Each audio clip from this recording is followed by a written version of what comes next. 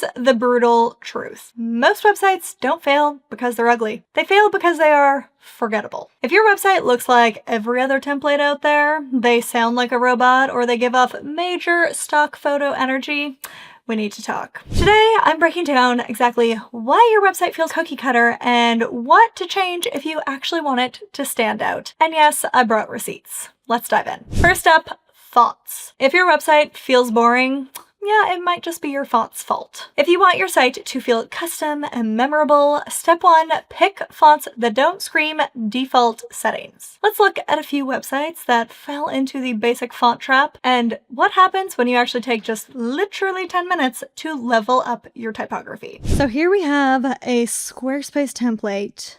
Basic of the basic font choice. I do have to say, when you change it up between like a serif and a sans serif font, one for your heading, one for your paragraph text, that tends to give it a bit more visual interest, whereas this one has gone just all for one. That can be the right choice depending on the business, but at least if you choose some with a bit more character, it adds so much more to the website. Here's a few more. Again, the typography adds absolutely nothing to this website, or this one here as well. Now, in terms of how you use typography to really add character to a website, it can be one, choosing better fonts, or two, choosing to use the fonts in a bolder way on the website. Here's some examples of websites getting it right. So as you can see, Wanderlist Coordinator, this website here, you are immediately getting through the colors and also through the typography choices, a really like fun, approachable vibe. This is a business that clearly doesn't take itself too seriously. It's very welcoming, it's very open,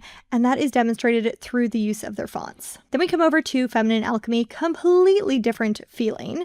They have done a mixture of a serif and a sans serif font, and also they have a little scripty font in here too, which they've used beautifully because the scripty font, let's be honest, they can be hard to read, but they've only used it for something that isn't actually that important that you read it. It says, "Welcome, sister." You know, that adds a bit of character, adds a bit of design interest and everything, but it's not a vital piece of text and content that you have to read. But as you can see, just this font choice, I mean, this is a gorgeous font, and this just fits so perfectly well into, you know, communicating the vibe that this website wants to be giving off.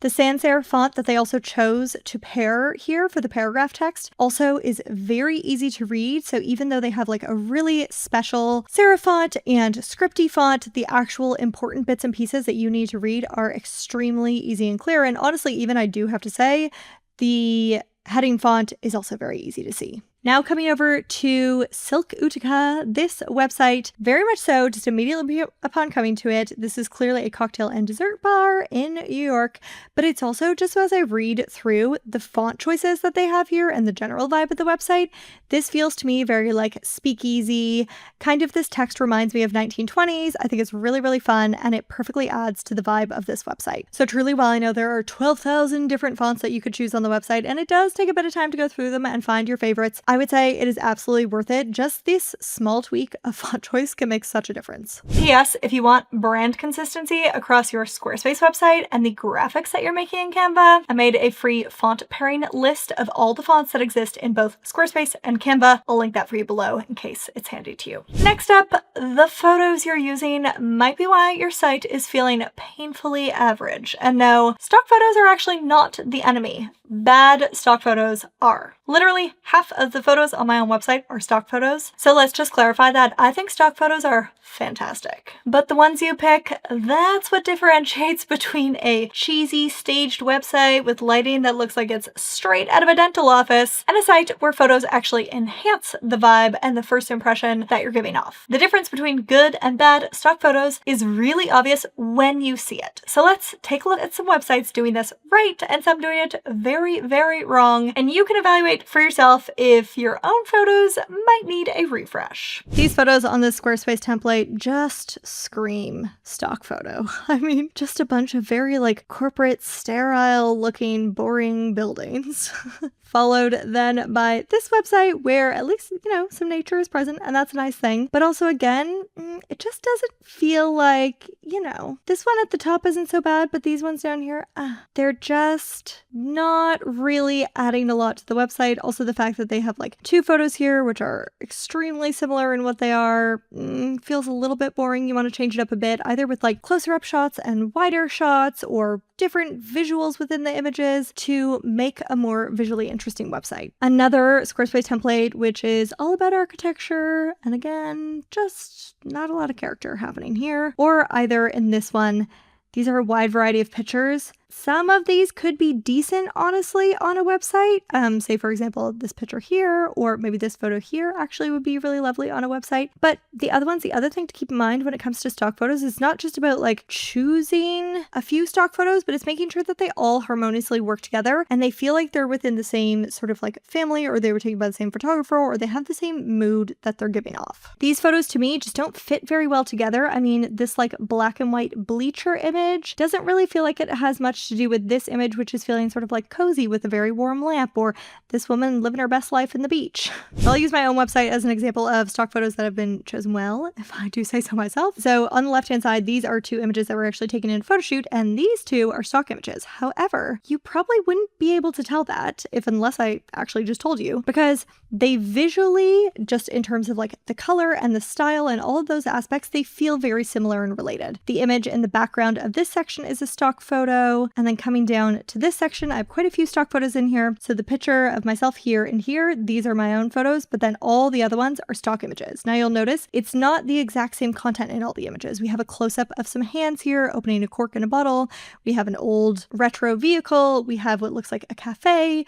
We have, which is a bit of a wider shot, that we have a closer-up shot of some chairs. And then we have a woman's hand and a champagne glass. And so they feel like they visually fit. The colors seem to fit the general style of the photography, but then it's not repeat of the exact same image multiple times, basically. Next, no visual interest. Think of your website like designing a room. If there's no focal point, nothing to pull your eye in, it's just a bunch of boring white IKEA furniture shoved up against the walls, then it's the same deal here. Your website needs some moments, some visual breaks, some layout changes, something that gives it life, so that people actually pay attention to what it is that you're saying on the website. Let me just show you what I mean and why it matters. So on this template, we have a blog page. There's image, category, date, title, little excerpt, and then a read more link. And then as we scroll down the page, it's same thing. And that's basically the entire page.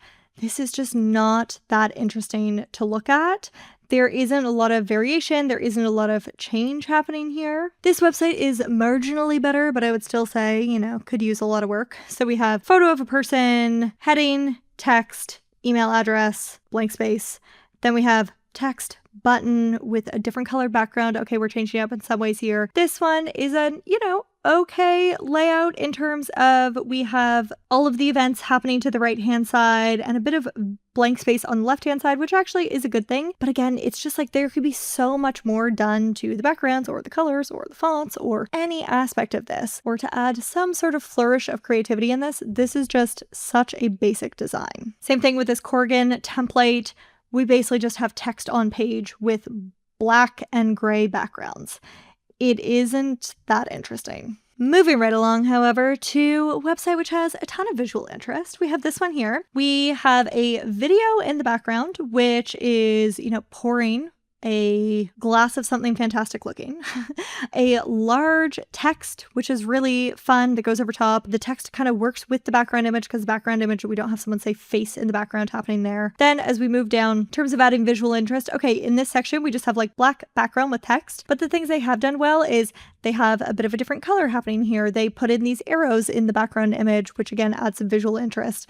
They have this little diamond here, which then connects to the next section. They've kept the branding consistent they have a black and gray image here. So it's not just like a plain black section. They do actually have an image, but again, it visually fits with the sections before and after it, because even the image they chose does kind of fit to the vibe of the website. Then they chose not just to have an image, but also to have like a rectangle of their brand color behind the image, which again adds some more visual interest. When it comes to their quotation section and their review section, they didn't just take text, slap it on page. They did a little icon with some quotation marks, which kind of like automatically visually indicates to you that this is some sort of quote from a very happy client. And then when it comes to their footer, they haven't just done the basic. They haven't just like put a bunch of links. They really changed it up here. So they have the most important details, which is really great. It's their email address and it's their phone number right there. That's fantastic. Then they have their Instagram feed. Then they have a little bit about us, and then they have their links. And then they even have gone further. They put the as seen in the not. They put their social links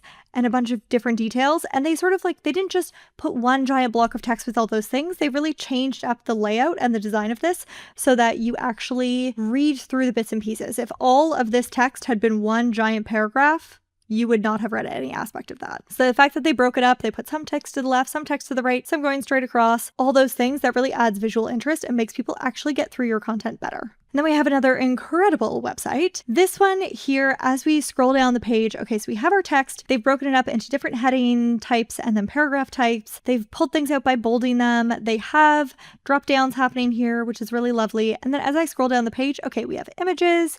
We have, instead of just having like a plain background of black, for example, they've made it into a square and then they've put the text over top of that. That looks lovely. As we come down to this section, okay, we have a background section with a bit of a sort of, it looks like some sort of like paper background. Then we have an image, text, and then we have a little like details of the pricing of sessions, which is really lovely. This visual is basically showing what they're saying here. They have a flexible contribution model, and the way that they visually produce that, I think, is fantastic. Then here we have our heading, we have a line, we have some overlapping images, we have some more text on the right hand side. We have two different options happening on two different columns, let's say. And then as we scroll further, again, every single section has a different layout to it, whether that is a plain background or an image background or a box over top with the text, or it's all really beautifully and creatively done. And this is just so exceptionally different from coming back again to the Grove website of same thing, same thing, same thing, repeated down the page. Next up, if nothing on your page is standing out, you're missing a huge opportunity. Every page needs one thing that the eye is naturally drawn to. If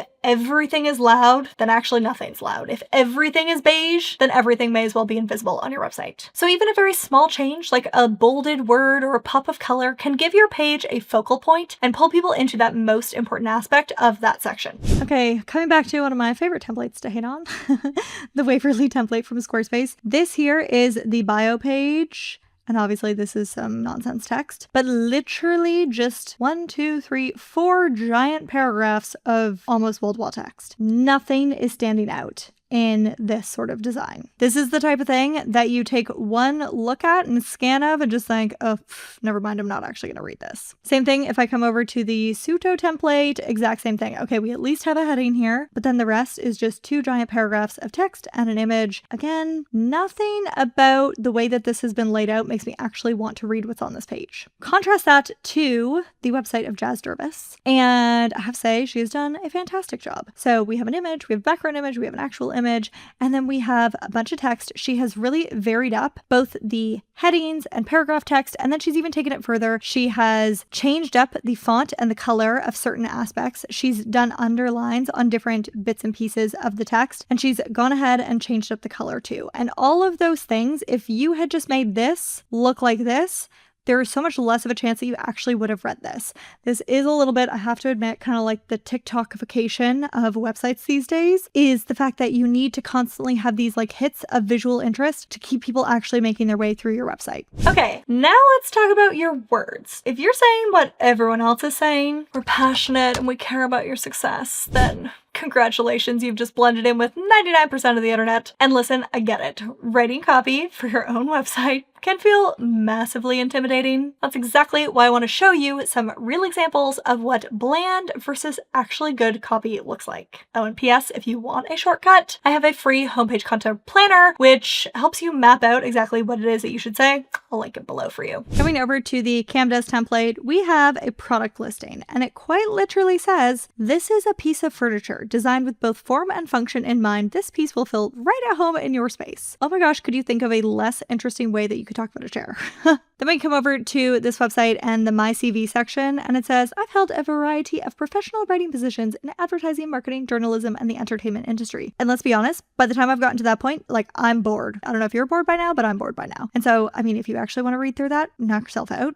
But No personality, nothing. And of course, you have to, be, sensitive to the fact that some websites are very professional and some can have a more fun vibe. But even for the professional websites, you can do better than this. Another template, the Utica template, this is advertising and architecture firm, says our practice spans from environmental retrofits of existing buildings to the complete planning and design of new neighborhoods and public spaces. Blah, blah, blah, blah, blah, blah, blah. Let's be real, you don't want to continue reading that because it's just no part of that is interesting. Contrast that to this. This is Fred's Oral Prep website, which is not what you think it is. But anyways, let's read. It says, about Fred, an unashamedly 6-foot ginger that loves boats and who's made their life's work to see super yacht officers pass their oral exams the first time. That is just, the fact that this beginning bit just immediately adds character and gives you a idea for the type of personality that Fred has. And I wanted to bring you back over to Jazz's website again because I feel like this is such a fantastic example of, how if you're a business coach, you feel like, oh, but there's 27,000 other business coaches, or if you're a life coach, there's 27,000 other life coaches out there. So why would someone hire me? Then it could be something like pairing something really interesting or something you're passionate about with whatever the topic is that you do. And so what Jazz does is she pairs human design, basically, with business strategy. And she says that here. Want your business to convert consistently and predictably? Okay, that's pretty standard. But then it says, while leveraging your human design for sustainable success. So you build a business that supports your life, not consumes it. That is giving a little bit of differentiation. And then we have a fantastic past student of mine. This is Aisha. She's a website designer. And again, there's 27,000 other website designers out there. So how are you going to stand out? You can see that she's done it immediately just with the design of the page, but also as we read through, she has some really fantastic copy in here too. So she's talking about putting your different on display. She says here, if you're ready to trade in a brand and site that feels like the temp hire you constantly have to babysit, that's definitely a little bit different than what most people would say on their website. She then goes on, now context, Aisha was a baker before she actually became a website designer. And so one of the things that she said, our signature layered process goes way deeper than design. Think the most exquisite cake vibes. And because around here, all design leads to you running a successful, profitable AF business for years to come. So again, that is not the typical copy and text that you see on a website designer's website, but it clearly gives you an idea of Aisha's fabulous personality. And while these angles and methods of speaking might not appeal to everyone, they do appeal to a certain person, and they appeal to them so much more strongly than all of the terrible examples which I just showed you before this. Those things appeal to absolutely no one. Okay, and now very related to copy, but slightly different, you need to read the room and know who it is that you're talking to. You know when you meet someone on a first date and within 45 seconds you just think, my God, they're so boring. They have no opinions, they don't get jokes, they have the personality equivalent of beige paint. Their favorite hobby is watching TV, and they have zero hot takes on literally anything. Now imagine your website giving off that same vibe. If your site is bland and generic, it is not going to attract anyone. And just like in dating, if you're not bringing anything interesting to the table, you are going to be staying single for a very, very long time. So let's look at some examples of websites that know who they're speaking to and why it makes such a difference. P.S. If you're stuck figuring out who your dream client even is, and therefore how to talk to them, it's your lucky day, because I have yet another fabulous freebie for you. It is my Ideal Client Workbook, which you can grab, and it helps solve exactly this problem that you're having now. Okay, and now I'm just going to show you two fantastic examples. So these are both website designers, but they are serving two completely different people, and the second we get into these websites, you're going to immediately see that. So this is Caitlin, past student of mine. And she says, let's turn more clicks into contracts, websites built for custom home success. So she specifically only builds websites for custom home builders. If you read through her copy, it comes clear there. If you look through just the images on her website, well, custom home building and construction sites might not be the most beautiful thing in the world. She actually found a way to make this website really, really gorgeous. And honestly, also her clients' websites really, really gorgeous, regardless of those facts. Also, I just have to say her choice of the font right here, this is giving very old school Telegram vibes or typed out on a typewriter sort of things, which also just feels like it kind of fits into the whole very typical masculine industry of construction. And as I scroll down through the website, you'll notice we don't just have any sort of, opt-in freebie. We have something very specific to her niche. So this is 10 things every home builder website needs. And this isn't like the 5 things to put on your homepage generally or something, or the how to pick your website colors generally. It's specific to her ideal client of custom home builders. So Caitlin's obviously done an incredible job for her industry. Let's show you something very, very different. This is Freya Rose Tanner, another past student of mine. And just as we come in here, just the images, just the font choices, the background color, all of these things is immediately giving you a different impression and telling you that, you know what, this is not for custom home builders. And so then also as we read through the text, we can see some things. She says, an awakening experience, embody their soul expression, inform and create earth-shattering impact. That is a very different person she's clearly speaking to. She says, strategically crafted, achingly beautiful, the blands I build are anything but generic. They're one of a kind, visceral, and unapologetically you. No Pinterest cliches, no off-the-shelf templates, just fearless, magnetic brand expressions that turn heads, inspire conversations, tell your story authentically, powerfully, and beautifully. She's gone ahead and incorporated some scripty font happening here, which actually, if you read it, is just basically like slight repeats of what's happening in this more easy to read font over here. So we're adding the character, but we're also getting the actual like point across, which is important. Okay, and so Freya's niche isn't as clear as something like Caitlin's custom home builders, but as we read here of who she designs for, we do start getting a general idea. She says she designs brand experiences for courageous dreamers, embodied creators, those ready to own their power, be seen in their fully expressed essence, and make a meaningful impact. So this is very clear. We're going more in like direction of woo related businesses and creativity and spirituality, and those are the type of people who she's serving. Again, you can tell it through her photos, you can tell it through her text, you can tell it through her copy, you can tell it through just like every aspect of this design is just so clearly meant for one specific person. This is exceptionally well done. Next, if your website looks like every other template, it's because it is. But templates aren't actually the problem. Don't go blaming them now. Copy and pasting your words into a template and then calling it a day is the actual problem. A real website is built around your copy, not you squishing your copy into pre-made boxes in a template. Let's just take a quick look at what happens when you design from your words first and why it makes your site feel 10 times more custom. Okay, to demonstrate this to you, let me show you an example out of one of the trainings which I often give. This is basically what a website looks like when you just take the template. This is the template happening here on the left-hand side. This is the Bergen template. And then if I wanted to just like stick my content into the template and all I do is I change out the text and the photos, then this is basically what we get. This is a promotion page for my courses, an example, a very bad one. And as you can see, this is not like really doing much for the actual point of this page. The point of this page is to get people to learn more about one of my courses. And the fact, okay, so I have a title and then I have a little bit of information. That is just not a ginormous photo when like, why does that photo need to be that big? It's not really important for this specific thing. In the template, of course, they're talking about residential design, commercial design. So actually having like very large images in that section does kind of actually make sense. But for what I'm trying to promote, that doesn't actually make sense. And so here is an example of a custom built page. So on the left-hand side, this is what my courses page actually looks like. And you can see I basically started with the content and then was like, how do I build a page to best represent and lay out this content and communication and piece of information which I have to give to people? And that's the design which I came up with. And you can see how massively different it is when you build a page from scratch based off of your content versus I just took content and dropped it into a template. This is another freaking incredible website, which is so obviously could not be further from just looking like someone dropped content into a template if they actually tried. This website screams personality and was clearly created and designed from the very beginning with the content in mind. These are basically all really fun hair clips, and so what she's done is we have a little video of the hair clips, we have some photos of them, then we have some descriptive words to talk about the type of hair clips they are, the quirky, playful accessories. They talk about where you can find them. Then they go into their bestsellers and then their different collections and their reviews and all those bits and pieces. And then as we get towards the bottom, we have this really fun scrolling movement happening, which is showing a bunch of the different hair clips that they have. So this, again, you won't find a template that looks like this. And this was very clearly built specifically for this business. And this whole like slider idea, even for example, is they're thinking, okay, how can I show off a bunch of these hair clips, but not just, have like one photo at a time down the entire page to show them, but how can we show them in another way that's also visually interesting? That's just such a beautiful example. Next, if your website still has the designed by Squarespace link or the default favicon, then it's basically wearing a sticker saying, hi, I'm a template.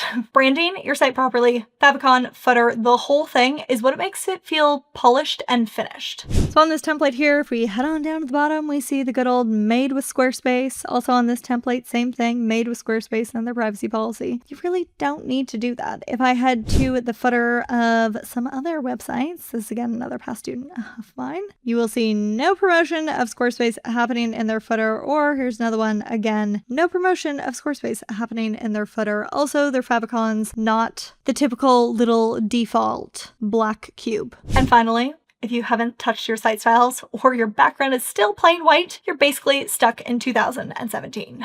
Default settings are not actually designed. So make sure that you update your fonts, your colors, your backgrounds. Even swapping the white for a soft neutral makes your site feel modern and custom and actually alive. Let's take a quick look at what happens when you actually style your website instead of settling for good enough. So here's a website, white background, boring content, completely devoid of personality.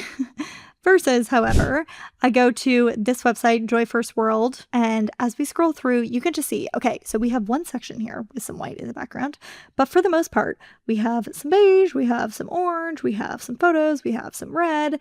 That, and also like they're changing up the different section backgrounds, which is fantastic too. They have beautiful matching branding happening for their decorating in harmony, finding your Christmas colors guide and their free goodies. They have a little hand-drawn looking sunshiny thing, which just again adds some personality. They have clearly customized their fonts. They've gone ahead and they've made sure that they really, I mean, this whole website is literally about color. They've really gone ahead and made sure that the color and the personality was weaved into every aspect of this design. And coming back over to Freya's website, same thing. She has done so much on the fonts, on the images, on stock photos. She's chosen them really strategically. She's gone ahead and put a lot of effort into the backgrounds of each section and the colors that she's pairing together and the overlays that she has and this image that she has in the background, which again looks like a sort of like note coming out of a little postcard coming out of a note there.